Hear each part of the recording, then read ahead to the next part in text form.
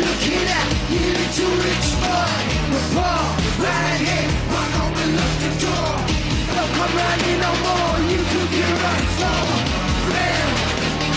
Because my mind's hell. Wow, what about that? Thank you. It's Plan B, ladies and gentlemen, right there. Ben Drew and Plan B. Thank you very much indeed. Hello. It is Saturday night. Welcome to the Jonathan Ross Show. And you know what? I'm relieved we've got a full audience. I'm glad you made it here safely because you might notice there's a lion loose in Essex. Either that or Julie Goodyear was escaped from the Celebrity Big Brother house.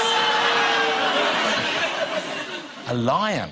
Well, that's unusual in Essex because normally it's the cougars you have to watch out for. The people who saw the lion, these holidaymakers, they said it was a female lion. It was preening itself. It had a tan, beige-coloured body. That's how they knew it was an Essex lion, you see. And they said they saw its eyes glinting. It might have been his eyes. I think it was probably just its vajazzle. That's what they said. We all love our dogs. You got dogs? People who got dogs? You love them. I love my dogs, but every now and then they do something that in the dog world would seem perfectly OK. We think it's naughty. It's unacceptable. That's why there's a new online site where owners can expose their dog's naughty behaviour in something known as dog shaming. I don't know if you've seen this, but I'll show you one of the pictures. So there he is. And the owner's written, I've eaten 2 TV remotes in the past 2 weeks. Look. Here's another one. I poop in dark bedrooms. And you can see what the other one does. They don't look remotely ashamed. I think they're going to keep offending. Let's have a look at another one. I ate a mirror. One more. And I don't need to tell you what this dog's done. Look at this. You can see immediately. You see, that is a very... And look who else is in the doghouse this week. That's not bad behaviour. It's just his age, ladies and gentlemen. We've got a packed show for you tonight. We've got some great guests. And as I said already, we have music from the fantastic Plan B. There he is. Oi! I said, oi!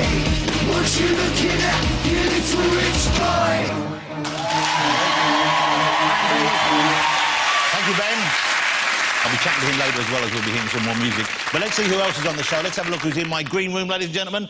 I am delighted to say that we have the nation's choir master himself, Gareth Malone, on the show this evening. There's Gareth. Thank you for joining us, Gareth. Good to be here. I'm excited. Go on. It's actually... I'm going to give him your full title because Gareth has a lot of letters after his name. He's a very learned young man.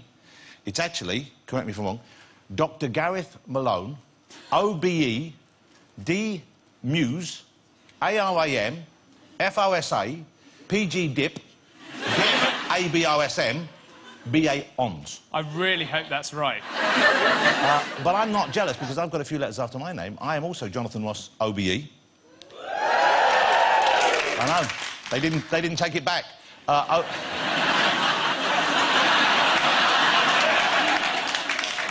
Don't applaud that because they might. OBE, ex-BBC, now ITV. I've got more. GSOH would like to meet MILF LOL. That's my list. People explaining to each other what some of those mean. Here's an interesting fact about Gareth. I don't know if you know this. Is this true, Gareth? That your house is referred to as Home Malone. Is that correct? I just wanted to say it and see if we do it. OK, that's Gareth Malone, ladies and gentlemen. I'm thrilled he's on the show. My next guest is one of the most in-demand models in the world. She's also now a successful actress. It is the beautiful Rosie Huntington-Whiteley. Rosie. Lovely Rosie. Thank you for joining us, Rosie. Or to give Rosie her full title, Rosie Huntington-Whiteley, VPL. Rosie has her own underwear range out. It's is it 33 pieces? Yes. 33. Why would you need 33 pieces? Well, why wouldn't you? Well, because most of us need like 3, because you wear, then you reverse, then you, in a week, wear, reverse, and then it's Commando Sunday.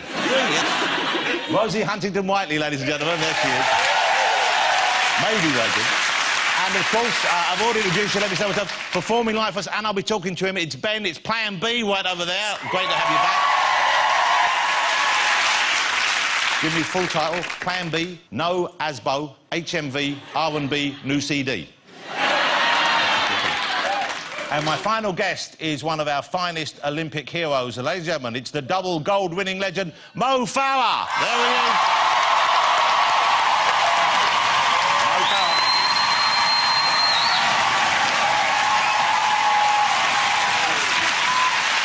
That's right, Mo's with us. Great to have you here. Mo, at the moment, I believe, doesn't have any letters after his name, but although it hasn't been announced yet, I think we know before long he might have some.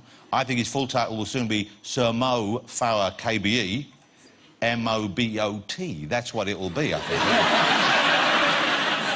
Mo Farah, ladies and gentlemen. All right. So that's the show. It's a packed show, as always.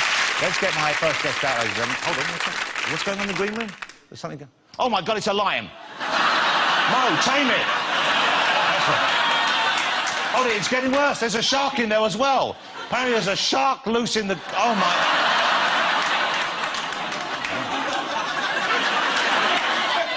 Gareth, you are the worst actor in the world. All right, before we get Mo out, ladies and gentlemen, let's remind ourselves of his two extraordinary performances in the Olympics that brought the country together this summer. Here's Mo in action.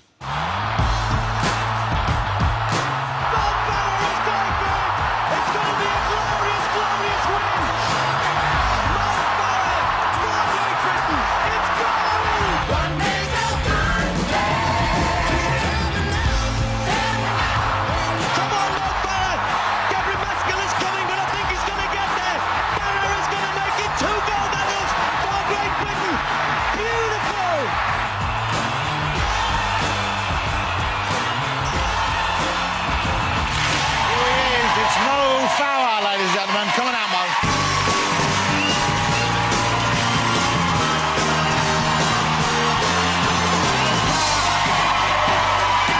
Great out. Look at that. He's more than one.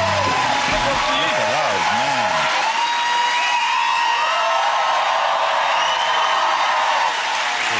Hey, Mo, you look like... Come and sit down, come and sit down. That's great. I love holding the medals. So, hey, congratulations, because not only the gold medals, obviously that's a huge thing, and also, but also congratulations on the twins. Mo's had two baby girls. Not on your own, of course. With your wife. And I remember reading somewhere you were going to get the girls' names engraved on the medals. Is that right? Yeah, no, definitely. My first one's going to have the 10,000 metres, and then the second one's going to have the 5K with their names on it. And what have you named them yet, the girls? Yeah, one's Jonathan, and one's Ross. Very popular choices. So you haven't decided yet, or you don't want to tell people yet? Okay. Yeah, it's all coming out on Tuesday, so... When you say it's all coming out, what does that exactly mean? Oh, you mean you're going to announce it all? Hello, magazine, yeah. Oh, I see. Okay, okay, that's fair enough. You know, exploit the window of opportunity while you can, Mo. I don't blame you. So you knew you were going to have twins before the races. You knew you had twins on the horizon. Because I read that you said that that's what inspired you to win the second race, was knowing that you'd won one gold, you needed the gold for the second girl. Yeah, for sure. I just like, obviously, the other one's going to be missed out. And I knew my wife was going to have twins, and I wanted to work so hard for them and, you know, to give one gold medal. The other one's going to be left out, so I was thinking, yeah, I'm definitely going to do it for my girls. And imagine if you just got her a pathetic silver or something. Or bronze. Or bronze. And are you pretty hands-on with the babies? I mean, do you do your fair share? Do you look after the changing of the nappies and all that stuff as well? Yeah, I'm definitely doing my bit, which I can. I'm not training as hard, because, you know, the Olympics done now. Yeah. But I'm doing what I can. It's not easy. When you say doing what you can, because you could do a lot more. What do you mean, I'm doing what I can? It sounds to me like you're kind of hedging your bets there. Well, my wife's been doing, like, night shifts, and I've been just doing, like, mornings. So she's doing the hard stuff. So you're... So when you would be waking up anyway, you're waking up to help with the I'm waking up, instead of, like, playing computer game, watching TV, looking after them. So are you a kind of a... Are you a gamer? Do you like computer games? I love computer games and TV and just having a laugh. And... So they've got to be rationed right now? OK. It's an incredible story, your life story. I mean, it seems so to me anyway, because you came to the UK from Somalia when you were 8? 8 years old, yeah. What was your idea of what Britain would be like before you arrived, and how different was it to the reality? It was very different. I just remember being excited, and, you know, seeing my dad was a big part for me. It was just going there, and I was just excited to come off the plane, met him, and it was very exciting. And then, obviously, you know, going to school. Did you Oh, no! What a sweet little boy, though. With the hair? Yeah, you've still got hair if you want it to grow out, haven't you? No, is Have it? I? It's, I don't know. Well, no, not at the moment. Don't know. Is that for speed, or is it just like the start? So, how much English could you speak before you arrived, and how much did you need to learn? Very little. My dad taught me just simple words, like, for example, if I wanted to use the bathroom, ask him toilet, and put my hand up and say please. But I was learning. I was learning through other kids and learning, but that was simple thing. I didn't know much English at all. And so what sort of phrases did you learn first, then, from the other kids, for example? Well, was crazy. Like, my first day at school was I went to, like, not secondary school, junior school, and then we were playing football, and then this guy, I learned this word means coming in. I don't know what that meant. So we were playing football, and this guy kicked the ball. So I was like, why is he kicking the ball? Like, my reaction was like, what are you doing now? But obviously I couldn't speak English, and I went, coming in. And then he just went, boom! Who taught you to say, come on, then? Who was that? That wasn't your dad, was it? So this is what you got to say about the other boys. It wasn't my dad. I must have just picked it up or heard from someone. Yeah. But I don't know what that meant. I don't know what I said. I just said, come on in. I remember, boom. Yeah. Your brother, and you have a twin brother. I was reading the post recently, and he stayed in Somalia, didn't he? He stayed in Somalia, He's still there right now, and he's still there, yeah. Oh, there he look is. at that. He's doing shopping. He's got a more colourful taste in shirts than you do, clearly. That's, I gave him that shirt. What are you saying about that? Are you in touch still? I mean, are you close still as a family? Because that's a pretty, quite a big distance between you. Yeah, there's a lot of stuff coming, actually, in my book, so you'll be able to know exactly Hold on, what's so we've what. got to buy... Hello on Tuesday. The book, when it comes out... When's that? It's gonna be soon, because, soon. initially, what happened, basically, was... It was different, the way we grew our lives apart. And, but someone, somewhere, said something. And found out about it? And found out about it. So you basically not kept it a secret as such, I didn't keep it was a private issue? It was a private issue, Yeah. obviously, as a family of ringers, and you want to be able to do your career, get on with it, do what you do best, and without having other stuff, Without it family. being, something else to deal with. Exactly. And it just came out before the 5K. So it was always getting calls and all kind of stuff, and I was thinking, oh, not now. Olympics. Yeah. But definitely, in my own words, I want to be able to express my feeling and everything else, so we're going to definitely save it for the book, and it's going to come out soon. I'm telling you. Wow, I tell you, you're slick. I didn't know. You're slick, dude. I know you haven't been at Somalia since the Olympics, obviously, but you went back a while ago, didn't you? Yeah, we went back... I went back with my wife and my daughter. That was the first time they went back there. It was... Was it 2010? I'm pretty sure it was 2010. I don't know. I'm waiting for the book. Yeah. It's all in the book. Yeah, it's 2010. Oh, OK. You let me know that. I OK, remember thanks. this. It was 2010. I went back with my wife and my daughter, and we went there. We had a lovely time, and people welcomed us. And for me, it was really touching, because, my daughter, she's 7, and she gets what she wants.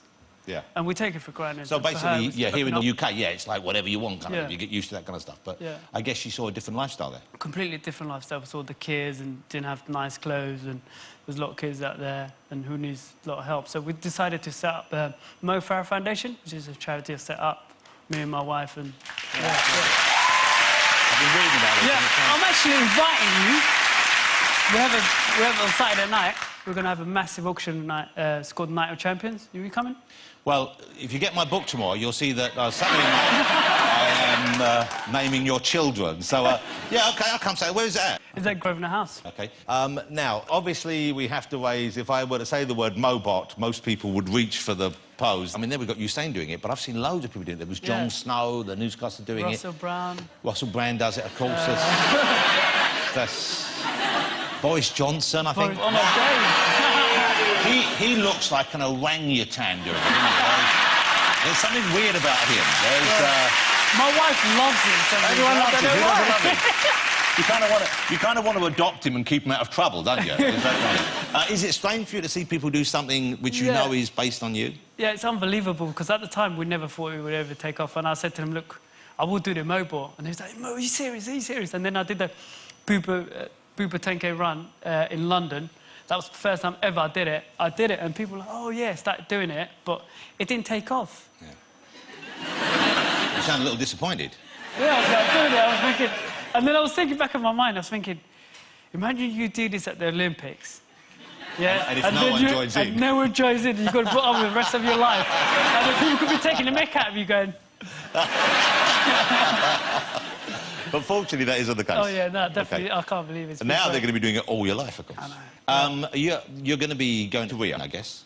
Hopefully, for sure. But I don't know what event I'll be competing. I don't know if it's going to be marathon or it's 10K or 5K. I've just got to sit down with my coach and the rest of the team and decide. So see how it is as you get closer, I guess. Yeah, as you get closer. And did you watch the Paralympics? Have you watching? Did you see the I opening watched the ceremony? opening ceremony and I'm going to be watching with great interest. My Austin Pretorius, I'm good friends with him. He's going to be taking part. So. Great to have you on the show. I met Mo briefly after the Olympics and enjoyed just the warmth of your personality and the success that you've earned so richly. It's just it's an inspirational thing, and that's why everyone got so excited by it. You know, you're a role model, and it's a wonderful thing for the country. Thank you. Thank you for coming on. Mo Farah, ladies and gentlemen. I'll be getting the book, don't worry. Mo Farah. Let's have a mobile before you go. Come on. There you go.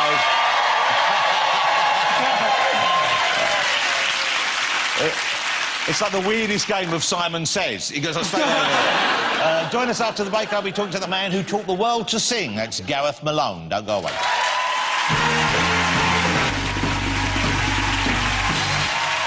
Welcome back. Thank you very much. It's time for our next guest here on the show. It's a man we could truly say he's a TV hero of mine. I've been watching him on TV since he first appeared.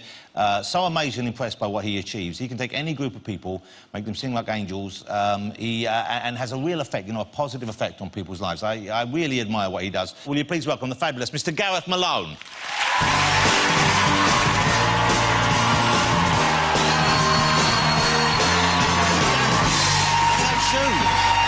Quite something. Gareth Malone, ladies and gentlemen, come to that one. Wow. That's quite... I thought it was a new Doctor Who coming out for a minute with that. I'm available for work. I've got to be honest, Gareth, I'm a little disappointed no bow tie. I was hoping you'd be wearing one of your signature bow ties. I'm sorry, Jonathan, I'm mixing it up. Have you just... you don't wear them so much anymore? You've just... You know, I don't like to be pigeonholed. I don't want to, you know... That wasn't a euphemism, by the way. It was just... Who likes to be pigeonholed? No, quite. Let's not talk about your jail years. Let's instead... Did you ever think it could be as big as it's got now, the work you're doing? Did you ever think that, you know, someone who's basically, you know, you're a choir master, is that the correct Yeah. Could be a celebrity and that you would have a hit TV series and be known all over the world? No. Would you like to expand on that? I mean, I dreamt of this sort of thing when I was a boy. I think I always fancied television, and I don't shy away from the limelight. But doing what you're doing on TV, or did you just anything? I didn't really know what I was going to do. I wanted to act, I wanted to direct, I wanted to make music, I wanted to sing. I was just, you know, I was like Plan B, really, just kind of doing a bit of everything. You now, I believe, you're something of a heartthrob. Yeah. Do you get a lot of female attention? Well, I get more than I used to. Which, is that saying much? Is that... well, yeah. I mean... How much did you used to get? Not very much at all, actually. I was profoundly unpopular in my early 20s, and then I think I've grown into myself. I think it's the bow ties and the... People love the look. Well, you're a very dapper young man. I try. And so, how does your wife react to that? Is she understanding of this? She takes it in good humour. I mean, she likes it when somebody particularly wizened comes up and says, I'm a big... Oh, I did have a marvellous moment where one woman came up and said, oh! It's better than when I met Cliff Richard. That's lovely. That's very nice. I think you're of the belief that, you know, you can make almost any group work as a choir. Would that be right? Yeah, it's all right, you're safe. I think so, up to a point. You can certainly make really quick improvements. You can get people's breath going. You can give them confidence. There are tricks, but you hope for a basic level of talent. And I think you need to give people a purpose with their singing. So I'm singing, you know, certainly in the case of the Military Wives, which was just extraordinary, felt like we had a mission. And that gives you a real sense of, I don't know, it makes you stand taller, and I think that's very exciting. But that was some achievement, wasn't it? Because not just in terms of getting to #1, with both the single and the album, I believe. Both, yeah. Yeah, but the fact that you managed to draw attention to these very strong, very brave women, Yeah. And give them a voice, literally as well as figuratively. I mean, really, you put them on the map. Well, when I first arrived at Chivner, I remember getting a taxi from the station and saying, "Oh, I'm off to work with the wives of servicemen," and the woman went, "Oh no, you don't want to mess with them, hardened drinkers they are." And I thought I'd give them a chance, and it turned out to be true. They were hardened drinkers. They were hardened drinkers. Is there much rivalry in the world of choir masters and mistresses and choral folk? I think largely people have been incredibly positive about it. I mean, I'm just some guy who's sort of found himself in this position of being asked, do you want to do it, and how can you possibly say no? And then I've sort of made the best of a very odd situation where I find myself in front of a load of cameras in a school and I don't know what I'm doing and just sort of making it up as I go along. And I sought help and I asked people for advice, and usually everyone's really, really keen to help, and some people, of course, hate me. But surely they can't knock you for the success you've had and the fact that singing in that way is more popular than it was. I think that's certainly as the series have gone on, and I'm happy to say, and you know, not just through my efforts, through the efforts of the whole sector. I mean, everyone in choirs has been pushing it hard for the last, certainly since I was at school, it was like the naffest thing ever, and it's gained popularity, and I think it's been shaken up a lot. I think everyone sees it as a positive thing now, and it's had this fantastic moment. We've had a #1 from a choir who actually sing chorally. They're not you know, they're not rapping. They're not. Hold on. So you're not a fan of the rap then? I mean, you know, as an art form... Well, no, I don't think I do know, as a matter of fact. Let me explain it to you, Jonathan. I think, as an art form, it has its place. It's perhaps not my first choice on the iPod in the morning. Do you consider it to be equally as moving or as powerful, as capable of touching the human soul as choral music? No. No. Oh, I know, controversial, I know, but it's like all popular music. I absolutely love popular music. I'm quite happy to listen to rap, but for me, it serves a different purpose. Gareth, can you rap? Well, I have been known. You have been known to rap? Yes. What, singing along to existing rap or making up your own rap? Oh, never making up my own rap, never. So you don't bust your own move? I don't, no. They're only in extremely private situations. So which rappers have you listened to and which raps have you performed? I have performed, I don't know if you remember from my youth, The Shaman. I remember. Well, they weren't really rappers, though. Oh, I thought... Look, I thought it was very cool at the time. Let me tell you, in Bournemouth, we were really, really into it. They weren't really... I mean, Ben, they're not really rappers, are they? No, they're MCs. Oh. It sounds so cool the way he says it, doesn't it? I wish I said like that. They're not really rappers, innit? So, could we have a little bit of the rap? Can you remember the Shaman's MC? I don't feel it right at the moment. Should we just give you a second? Ben, you got to hear this, wouldn't you, Ben? Yeah, definitely. Really now? Yeah. OK. Future feeling, new sensation. Body is rocking and a mind is reeling in a rolling, racing, changing motion, flowing like a river into the ocean. Better get yourself ready for the next transition, because the time is right for a new vibration. One vision, one nation, one tribe. One day will come the might to move any mountain. Pretty good. That's my party boost, thank you. Pretty good. That was pretty impressive. That was impressive. I mean, you know... My wife is going to kill me for that. It did sound a lot more middle class than the original. Listen, middle class rap is a niche activity that hasn't really hit the mainstream yet, but it's on its way, let me tell you. That's my next thing. Well, thank you for doing that. I enjoyed that. So Gareth's story is all in his book. It is. The book's out September 13th? I think, but yeah. And it is a great read. It's very honest as well, I think. I mean, often you talk about things you make and you think that was a mistake. Yeah. Is it a chance for you to put those things right, do you think? Do you feel that, partly? I mean, it's nice to lay a few little ghosts and niggles to rest, things that have bothered me, that I didn't get right.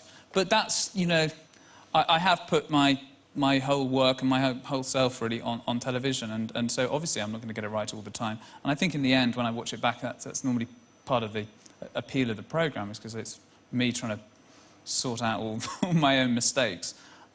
And find my way, and I don't really usually know where I'm going and what the end's going to be. I think that's part of the fun, really. And you're working in America now. I mean, I guess they know you from were the shows shown out there, or was it just these series have gone out on BBC America, and then we're starting a new one for USA Network. So you'll be trying to teach Americans to sing? Yeah, it feels like taking Coles to Newcastle slightly, but believe it or not, there are pockets where people aren't ready for American Idol. There are places in America where people don't sing, and I'm going to try and get them singing. And will they understand the kind of music you're singing? Because it's very, I think of it as being a very European tradition, is it? I mean, this is a good question. I don't know, and you're hitting right on my anxieties.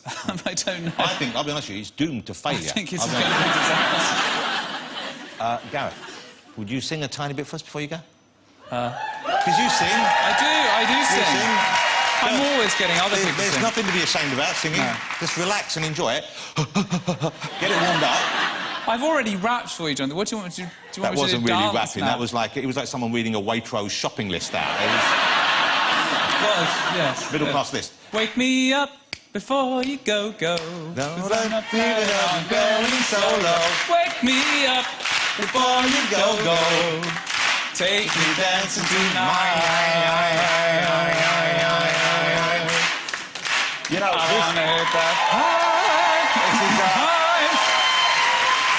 It's a cracker. It's a cracker. Suddenly, it became a hen party in here. Yeah. And again. Great to have you here. Mr. Gareth Malone, ladies and gentlemen. Thank you very much. Great stuff, thank you. And the rapping was good. Didn't do the accent, but he was very good. Join us after the break when I'll be talking to the fabulous Rosie Huntington-Whiteley. Don't go away. Welcome back. This is something that people heard about. There's a mysterious package that was sealed 100 years ago, OK, with instructions with it not to be opened until 2012, OK? And it was to be opened at a special ceremony later on in the week, but I've got the package here. Oh, come on, go with it. Got my cross-stitch scissors. I'll carry around for. Let's see what's in the package, shall we? This is wow. I think this is going to be a magical moment for all of us. Wow! Oh my goodness! Look what's in it. So this was sealed in 1912, and here's a script for a contemporary urban drama called Downton Abbey. What else do we have in there? It's an invitation. An invitation to Louis Walsh's 40th birthday party.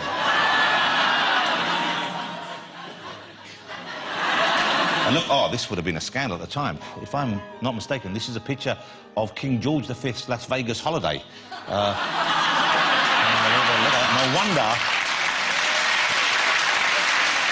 wonder that was hidden away. Look at that. It's like a showbiz party out here. Let's get my next guest out. She's a top model, now forging a career in the movies. It's the beautiful and talented Rosie Huntington-Whiteley. Here she is.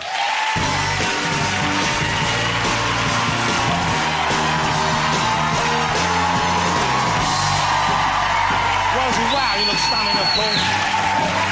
Thank you for joining us, there's Rosie.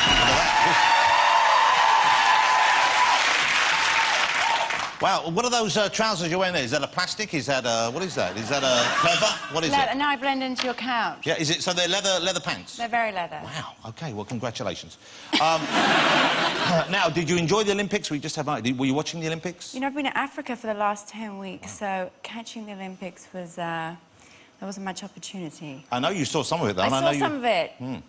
I saw the most important thing. Which was? Tom Daly in the shower. Wow. Let's... Well, yeah, I know you're watching that because these are some pictures that Rosie tweeted. And there's one, and it's very... so you took that one, here's another one, and you can see it's you in the background. Look at that.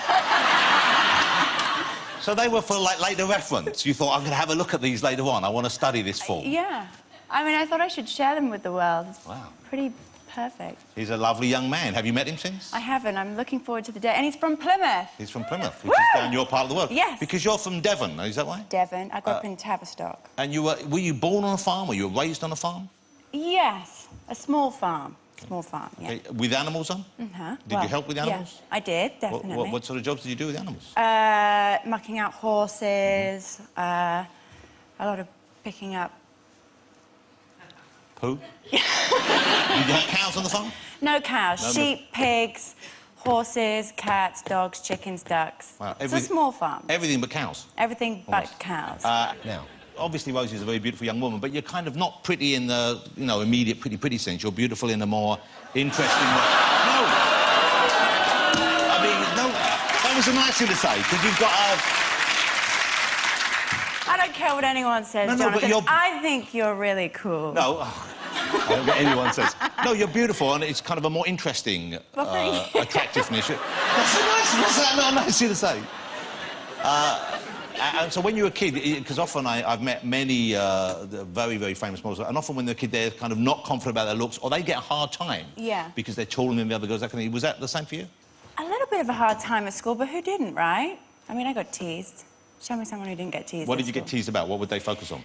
I was tiny at school. Really, really... I was always the shortest girl at school until I was about 14, so I got called Titch and, you know, all of that. And I was rather flat-chested, so that often came up. I had the same problem. and the lips, which everyone focuses on now. Everyone talks about your lips, because they're such a... I was flat-chested, big lips, so a lot of the boys at school called me tit lips, which was... Tit lips? Very smart. That's not a nickname I've ever heard before. That's the first. Yeah. Did it bother you, or were you OK with it? You No, I mean, you got to roll with the punches, right? And where are they now? Now they're looking at them saying, I oh, Tit Lips is on TV. I wish we were there in the room there. They're the jealous ones. I used to say, you know what, I'll make money from these lips one way or another, boys. Okay. Transformers 3, now here you walk into a movie, and this is part of a franchise, of course, and this is one of the biggest grossing movies of all time.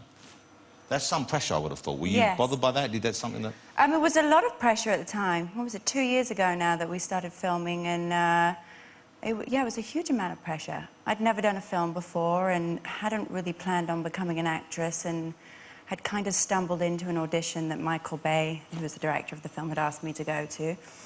And he called me about 2 days later. I thought it wouldn't go any further than the audition. He called me about 2 days later and was like, so we are casting a new female lead. And I was like, oh, that's nice. And you're calling me because Rosie, we want you. Wow. And there's not really an option to say no. So it's you or no one. So that was it, yeah. So if you had said no, there'd have been no women in the film. Really? That would have happened? Yeah. Just robots. Just Shia and robots. Shia LaBeouf and some How robots. Boring. There's a great sequence in that one where you're all falling through a building that's kind of being tipped over sideways. And I was thinking, it didn't look to me like that was doubles. It looked to me like it was all you guys No, we did that. I mean, I love doing all the stunts. So my stunt double had 6 months, very quiet. Just sitting around. Yeah. Do you get damaged, though? I mean, because presumably you've been with Jason Statham for a while now, and he is one of the biggest action stars in the world at the moment. Did he offer you advice? Could he help you out with the stunts? He was filming in Australia at the time, and he said, babe, you got to wear your stunt pads. Make sure you wear your stunt pads. And I said, what are stunt pads? No one's given me... I was covered head to toe in bruises. And about a week later, a little package arrived with these razor-thin gel, what the ice skaters wear, actually, underneath all their tight clothing. And so these little... Stunt pads? Stunt pads had And they arrived came from Jason Statham? Yeah. Not the most romantic gift, but what a lovely thing to... romantic! It's quite... He's looking after you. Yeah. So, let's talk about your underwear. You have you've designed this? Yes. OK, now, forgive me for saying this, but often I think, when I read, oh, so-and-so's designed a range of clothing, often you think, OK, they probably haven't, someone else has helped them. Yes. But I know, and I felt that way, I thought that way about Victoria Beckham, and then I bumped into her mother at the airport, and boy, did she put me straight. Because I said, oh, she went, no, she does everything, she's up all night. You've actually designed this? Yeah, well, it's in collaboration with Marks & Spencer, so I've been working very closely with Susie Jenkinson, who's the head designer there. And we've just had a great time the past year creating this line. It's very special and very close to my heart. So there's some of the pants and bras going on right there. Ooh. Do you like looking at yourself in... Not really, no. No. Gareth, do you like looking at Rosie in that? I missed it. I'm sorry. I wasn't looking. Mo pretended he was having a drink when it went on the screen. Yeah, look at that. He's no awareness what's going on out here. This is my medal. It's a beautiful medal. Very, very interesting, suddenly. And all of that going on there, right there. Yeah. One of the things you said about this underwear range is that most women, or a large percentage of women in this country, are very large, wear the wrong bras. Yeah. Is that right? Yeah. What's that about? I mean, I think it's, you know, women change, our shapes change constantly, and it's really important to, which I learnt, because I thought I was wearing the right size bra and I wasn't. What size bra were you wearing? 38 double D. Wow. Once again, same as me. What's that deal when you sometimes see ladies and they've got a kind of four-boob going on? You know the thing you see the four-boob sometimes?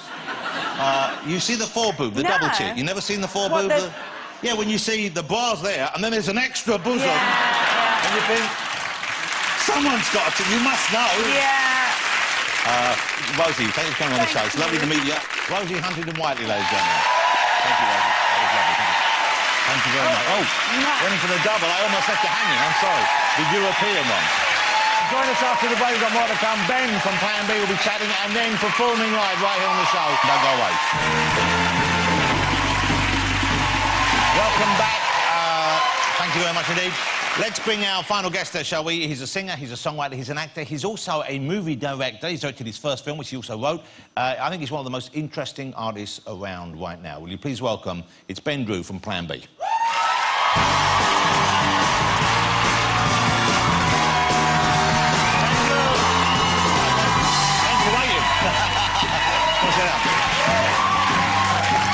Good to have you, Ben. You're looking great. Thank you. Before we chat about you, what do you think of Gareth's rapping? Do you think he's got what it takes, or he's MCing, whatever that was exactly? Because now you get your chance, now he's in there. Do you know what? It's poetry, so if he doesn't like rapping, he doesn't like poetry. That's a very good point. But, you know, there's a big misconception about hip-hop music, and that's because of the way that it's sold in this country. And what's that misconception, then? That it's all about money, hoes and rims. To be fair, a large amount of it is. Well, a large amount of the stuff you hear is. Yeah. So but there's the underground stuff isn't. It's very conscious and it's more like poetry. And there seems to be a move now towards slightly more, kind of a broader base of stuff. I've seen a lot of the new stuff is touching on other issues, more so than it used to even. You know, people are listening to my hip-hop now because of... it's ironic. Soul music is allowing people into the real world of hip-hop, I feel, which I captured with my film, Ill Manners, and a new record. Before I'd done Strip the Max, I don't think it would have been possible for a record like Ill Manners to do what it done, you know, go #1.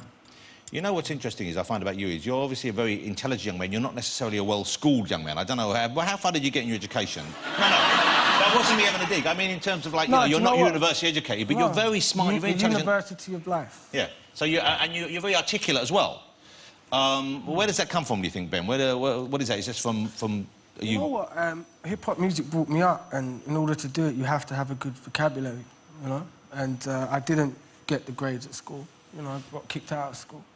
But I was fortunate to go to the Tunmarsh Centre in Plaistow, where I just done the Project Hackney, which was a TV show where, for the Hackney Weekender, which is to give, you know, local people from the Olympic areas a chance to kind of be involved in the Olympics in some way. We put on a show for them, or Radio 1 put on a show for them.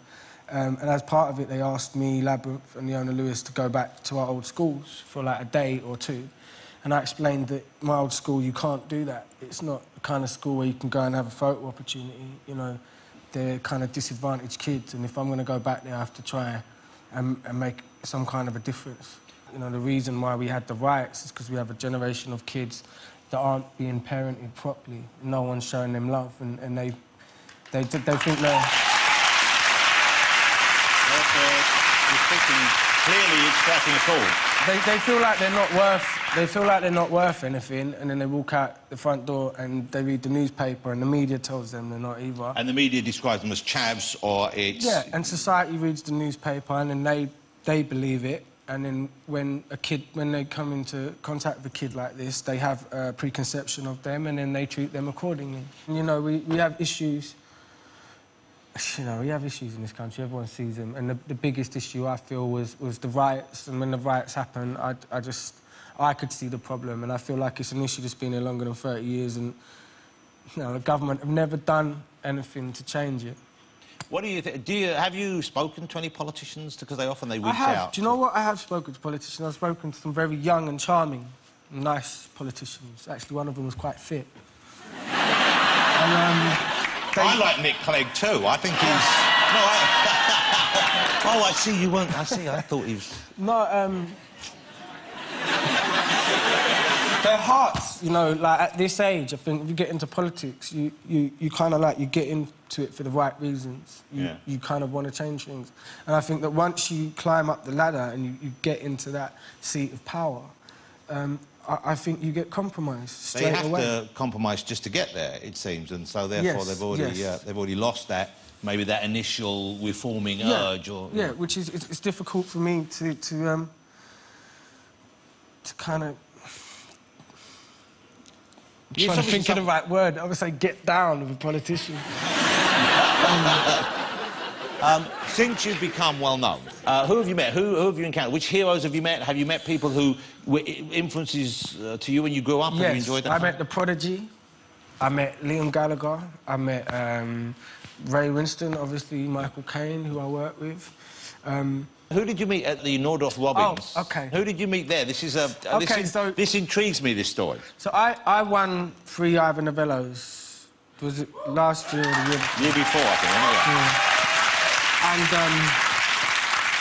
And it's quite emotional for me because, like, Ivor Novellos is about what the people within the industry think about you. It's not to do with selling records or, you know, it's not televised. So it's about, you know, the writing of the song and the artistry of it. And it was very emotional for me. And I'd done quite an emotional speech. And Rolf Harris come up to me afterwards. Now, was Rolf Harris familiar with your work? Is he a Plan B fan? He knew about Plan B? I think so. He knew about it, OK. Well, I mean, he knew about me after that, but he was crying. And he just said that my speech had brought a tear to his eye and inspired him to want to write music again. Oh, hold on. And now, is that... No, I'm not lying to you. I'm not lying to you, because I was like, it was so surreal, because I was like, I said to him as well, I said, I feel like you're my granddad, because he's looked the same throughout my whole life. He hasn't aged. He's always had white hair. Did you used to watch Cartoon Time with Rolf? I used to love drawing. Before I'd done any of this stuff, I got really good at drawing. Okay. And then I found music and alcohol and girls, and then that's... Now I'm crap. Yeah, but, like, it was drawing, and, you know, Rolf Harris, like, I grew up with him, and he didn't know who I was until then, but I knew exactly who he was. And it was so weird the first time I meet him that he's crying and telling me how much I've inspired him. And then we had a picture, and then he had a go at me because I wasn't smiling properly.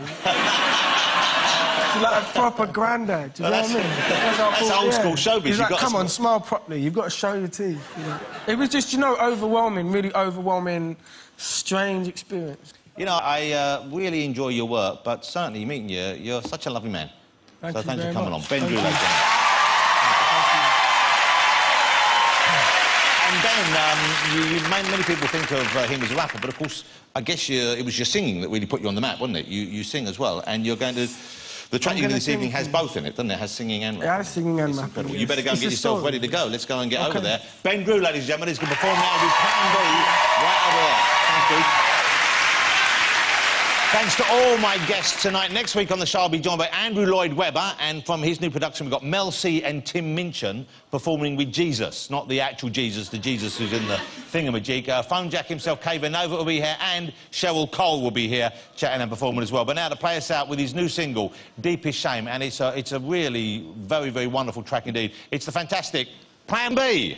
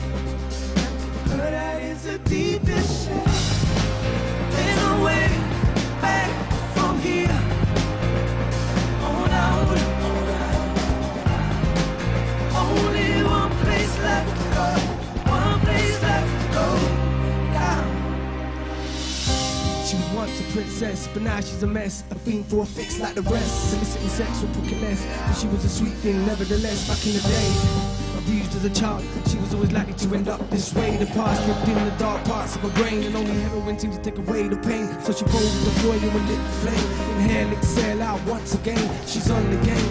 They all know her face, and the standard go and rate. Just not the name of only herself to blame. She lives as hell. There's a million other girls just like Michelle, out in the streets with nothing else to sell to these desperate males other than themselves. So There's no way back from here.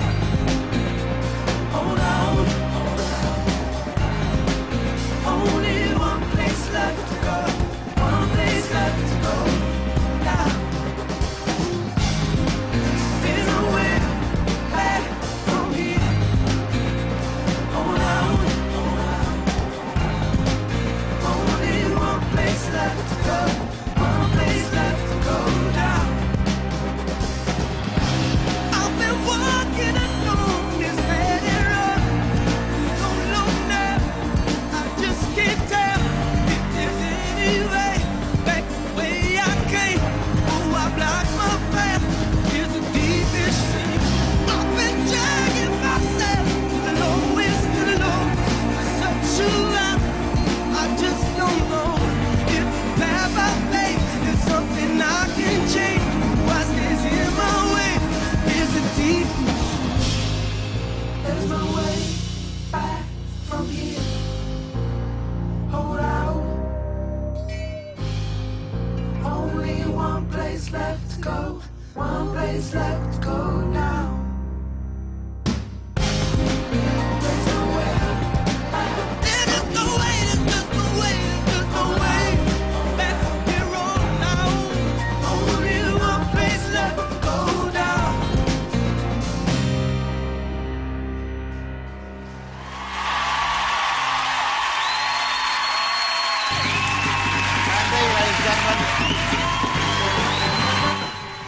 And Mo Farah pits his wits against the Cube tomorrow at 8 here on ITV1. Next Saturday on the Jonathan Ross Show, Andrew Lloyd Webber, the cast of Jesus Christ Superstar and the one and only Cheryl Cole are all stopping by. Next tonight though, Keira Knightley stars in Pride and Prejudice after the news.